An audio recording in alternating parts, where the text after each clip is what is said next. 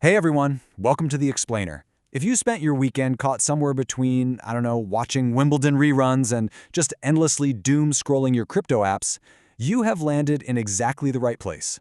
Today, we're going to unpack three major corporate maneuvers in the financial world that actually matter. Look, we see it constantly, right? Headlines screaming that a stock moved 3% for literally no reason. It's mostly just noise.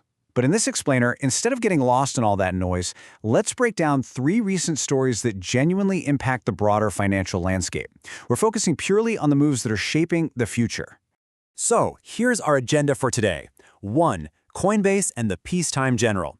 2. PayPal's solo stablecoin bet. 3. Klarna building a banking empire. And 4. Bringing together these three very different bets. Let's dive right in. Kicking things off with part 1, Coinbase, and what we're calling the peacetime general.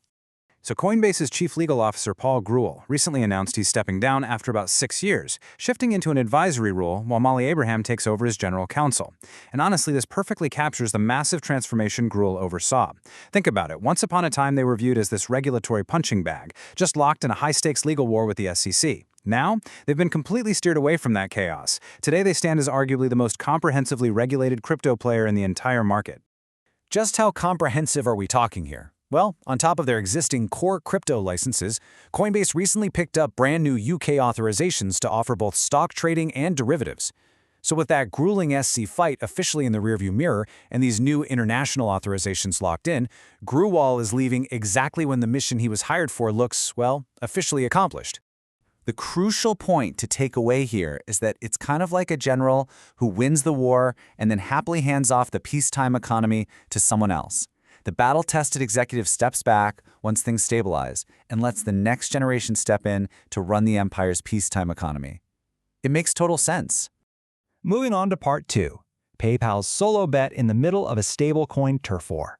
The mechanics of this shift are actually super fascinating. We're looking at PayPal and their stablecoin, PYUSD, making a huge strategic shift by issuing natively on the Polygon network through Paxos. By doing this, PayPal completely eliminates that clunky old bridge token workaround and plugs directly into Polygon's open money stack. It's aiming to be an all-in-one integration for cross-border settlement, fiat conversion, and compliance. To put that into perspective, Polygon has already processed over $2.6 trillion in stablecoin transactions.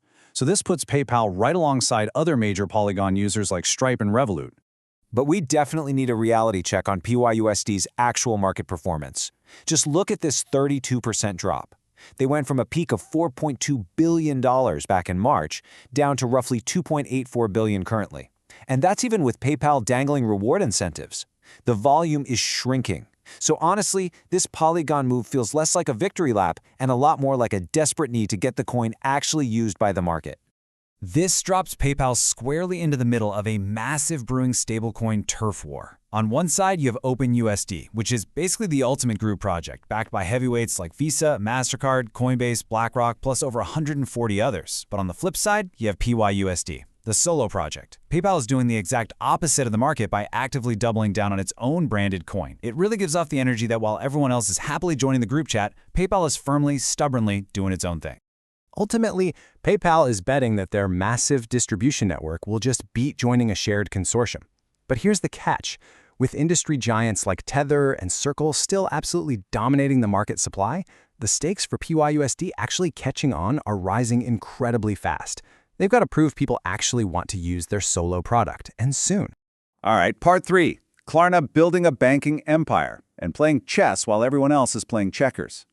Like I said, Klarna is essentially playing chess on multiple boards at once.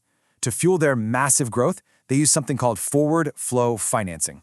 Now, if you're wondering what that actually means, think of it as the fintech equivalent of subletting your apartment while keeping your name on the lease. Klarna sells off a portfolio of German loans to outside partners, which frees up their own balance sheet, right? But, and this is absolutely key, they still handle the underwriting and they keep the vital customer relationship. Someone else fronts the capital, but Klarna keeps the customer. And the size of this capital injection? It's enormous. We're talking a staggering €900 million check. This is Klarna's first ever facility of this kind in Germany, and that €900 million could fund up to €5 billion in new fair financing loans over the life of the program.